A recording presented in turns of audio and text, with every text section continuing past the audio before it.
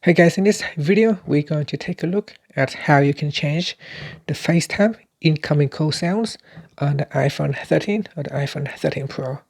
First, let's go back to your home screen by swiping up at the bottom of the screen. And on the home screen, tap on Settings. In Settings, you want to go down and tap on FaceTime.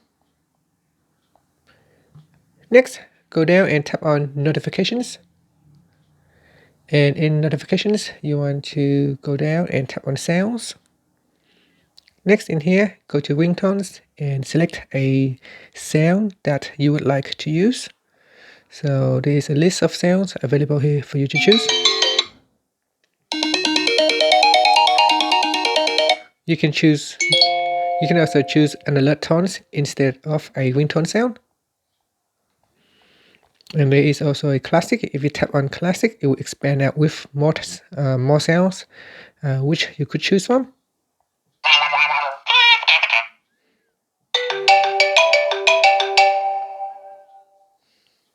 Okay, so after you have selected a sound, you can tap on the back key to go back, or swipe up to go back to the home screen.